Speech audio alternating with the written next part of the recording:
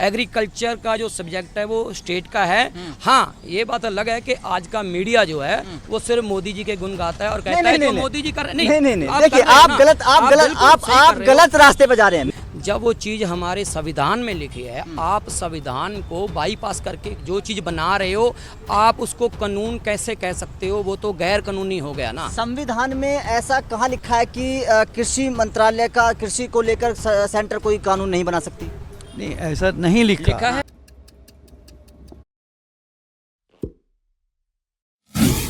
बात तो यहाँ पे है ना कि आप कानून बना रहे हो पर लेकिन गैर कानूनी तरीके से बना रहे हो। तो आप बताइए उसमें संशोधन तो फिर होगा ना, अगर वो कानून जो बना है वो सही बना है। आप मुझे ये बताइए, जब आपका अथॉरिटी नहीं है जिस चीज़ की, आप उसमें हस्तक्षेप कर रहे हैं तो वो सही कैसे हो गया? वो तो सही नहीं होगा ना। जो चीज़ गैर कानूनी आपने बोला, तो कानूनी किस तरह से बने? कानूनी जो स्टेट का सब्जेक्ट है, स्टेट को करने दो। आप उसमें इंटरफेयर क्यों कर रहे हो? क्योंकि देखिए, जो हमारा देश, मेरी बात सुनिए सर जी, जो हमारा देश है ना वो यूनियन ऑफ स्टेट है। एक बात से ध्यान रखिए, स्टेट ऑफ यूनियन है, स्टेटों की और मिलकर एक यूनियन बनी है। इसमें सब कुछ जो बना तभी से सब कुछ लिखा गया है कि ये चीज़ स्टेट बना सकती है, ये चीज़ जो सेंटर इसमें इंटरफेयर करेगी, स्टेट नहीं करेगी। ये दोनों कंबाइंड होकर बैठकर बात करके बनाएंगे।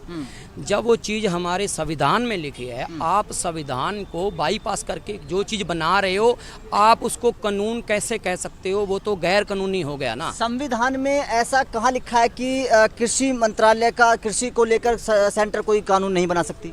नहीं, ऐसा नहीं लिखा है। ऐसा नहीं लिखा है सर जी, संविधान में ऐसा कुछ नहीं लिखा है। मैं आपको रोकना चाह रहा हूँ, संविधान में ऐसा नहीं लिखा है कि सेंटर कृषि को लेकर कोई कानून नहीं। क्योंकि कृषि मंत्रालय किस लिए है? देश में कृषि मंत्रालय है, वो किस लिए? कृषि मंत्रालय किसानों को देखरेख के लिए। लेकिन राज्यों के और सेंटर के अधिकार बटे हुए हैं। यहाँ पर आपको एक चीज समझनी चाहिए। नहीं, इसका मतलब फिर सबको सेंट्रलाइज हो जाना चाहिए। सबको नहीं फिर अधिकार सबके अधिकार बटे हुए हैं। मंडियों के अधिकार हैं और जो नेशनल मंडियां उनके अधिकार, दोनों के अधिकार बटे। एक बात बताइए, मंडियां का अगर ये अधिकार जो है वो फिर यूपी में क्यों नहीं है, बिहार में क्यों नहीं है, एमपी में क्यों नहीं है? एमपी में मंडी ना होने की वजह से, एक मिनट बात सुन लीजिए सर जी, मंडी ना होने की वजह से जो यहाँ पे 1800 रेट सेंट्रल गवर्नमेंट कहती है, वहाँ पे लोग 1200-1300 में बेचने के लिए मजबूर हैं। आपको बनानी तो मंडियाँ चाहिए थी, एमएसपी देना चाहिए था, आईपीएमसी वगैरह जो उसको लाना चाहिए था।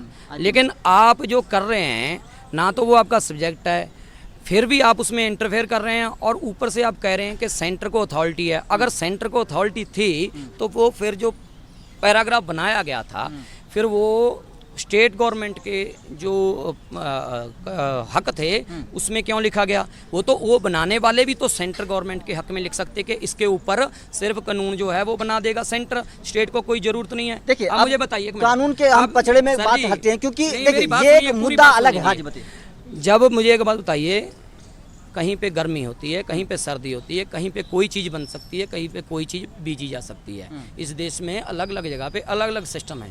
इसलिए उन्होंने ये दिखाया कि जो सिस्टम यहाँ का है वहीं के लोग उसको बनाएंगे, स्टेट गवर्नमेंट बनाएगी। एग्रीकल्चर का जो सब्जेक्ट है वो स्टेट का है। हाँ, ये बात अलग है कि आज का मीडिया जो है वो सिर्फ मोदी जी के गुण गाता है और कहता है कि मोदी जी कर नहीं। देखिए, आप गलत रास्ते पे जा रहे हैं। मैं केवल आपसे सवाल पूछ रहा हूँ कि कोई चीज गलत इन्फॉर्मेशन लोगों तक नहीं जानी चाहिए। आपने बोला कि सेंटर कानून नहीं बना सकता, वो गलत चीज है। मैं आप ही का पक्ष बता रहा हूँ, मैं किसानों का पक्ष बता रहा हूँ। लेकिन आप मुझे बताइए कौन से आर्टिकल उसमें लिखा हुआ है कि नहीं है? नहीं है, ये नहीं है लिखा हुआ सर, ये नहीं लिखा हुआ है। हाँ, ये नहीं लिखा हुआ, नहीं लिखा हुआ है। आप ये बताइए अब तीसरा रास्ता क्या है, कैसे निकले? तीसरा रास्ता यही है कि किसानों को दोबारा मतलब इनवाइट किया जाए। इनवाइट किया है कृषि मंत्री ने, लेकिन कहाँ पे है? Where is the reason? चिट्ठी भेजी है। अभी 4 मंत्रालय जब बटे हैं तब कृषि मंत्री ने चिट्ठी भेजी है किसानों को। उन्होंने ये भी साथ में लिखा हुआ है कि आप आइए, लेकिन आपको ये आइए देते हैं सर। वो देखिए, आप अपनी बात को बड़ी पड़ेगी। मैं ये तो बोल रहा हूँ कि आप आइए, आपने खुद बोला कि आइए। सर जी, ये तो बात सुन लो पूरी। आपको जो चाहिए वो नहीं मिलेगा। ऐसा नहीं होता कि जो आपको सही लगे वही सही है। मैं ये कह रहा हूँ उसके नीचे जो लिखा है वो तो पढ़िए ना, कि आप हमारे पास आएंगे तो ये बात क्लियर है कि आप ये डिमांड नहीं रखेंगे कि इसको वापस लो। सिर्फ हम बात करेंगे कि क्लॉज जो है उन पे बात होगी, हम वापस नहीं लेंगे।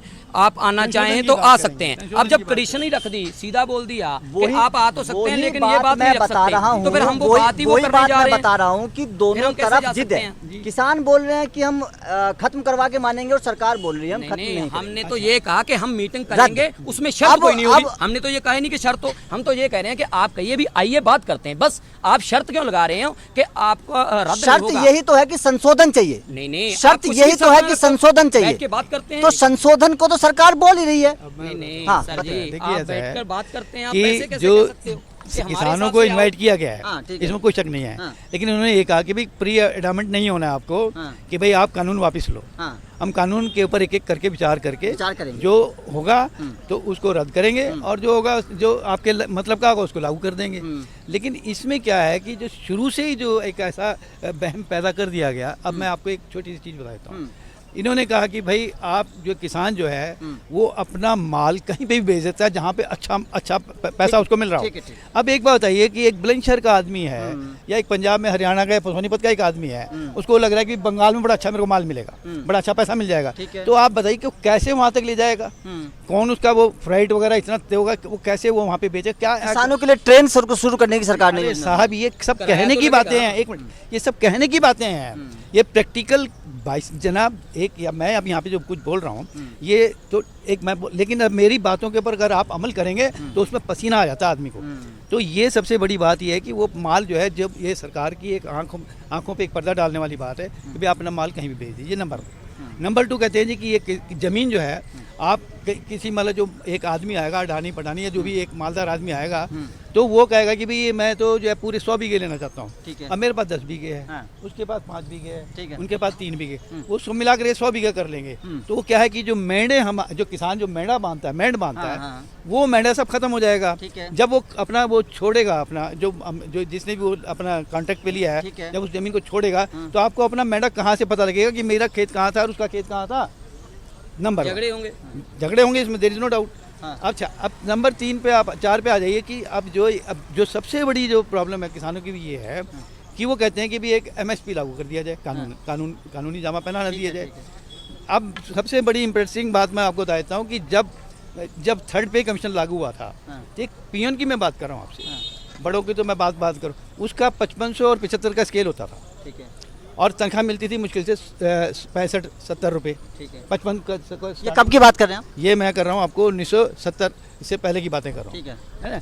अब आप ये बताइए कि 1970 की बिल्कुल ठीक बात बोल रहा हूँ, अब थर्ड पे कमीशन की बात कर रहा हूँ।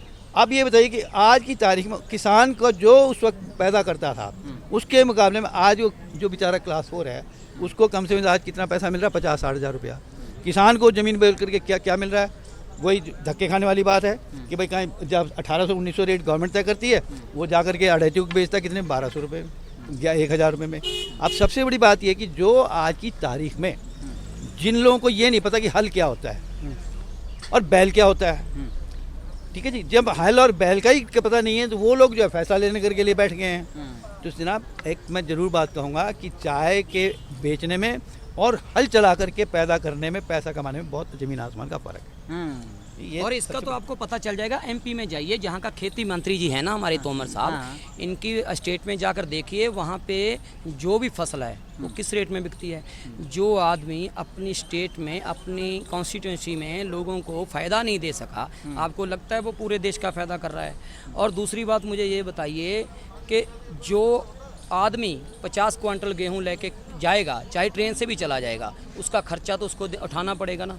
ये चीज़ें जो हैं ये किसान के लिए नहीं है, ये हैं फैक्ट्री के मालिक, इंडस्ट्रियल के लिए, कि आप कहीं से भी उठाओ, कहीं से भी बेच दो, आपको टैक्स ना देना पड़े, स्टेट का टैक्स ना देना पड़े, उनका टैक्स बचाने के लिए, उनका फ़ायदा करने के लिए।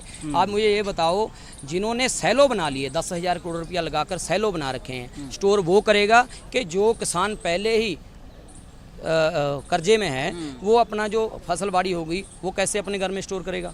वो तो बेचने की कोशिश करेगा ना। तो देखिए, इन लोगों का साफ साफ कहना है कि किसानों की जो मांग है वो ये है कि किसानों को उनका हक मिले, पूरा हक मिले, और जितने भी ये कानून हैं, इन कानूनों में कहीं ना कहीं कुछ खामियां हैं, और सरकार इस कानून को ख़त्म करके नए तरीके से कानून बनाए जिसमें किसानों की सहमति हो, जिसमें किसानों की सहमति इन लोगों का साफ बस स्टेट बनाए। सबको कॉन्फिडेंस में लेकर के सबको कानून कॉन्फिडेंस में लेकर के बनाया कानून बनाया जाए ताकि किसान भी खुश रहें, सरकार भी सही रहे और देश का जो अन्नदाता है उसको उसकी मन मांगी कीमत मिल सके। आपका इस खबर पर क्या कहना है, हमें कमेंट करके जरूर बताएं।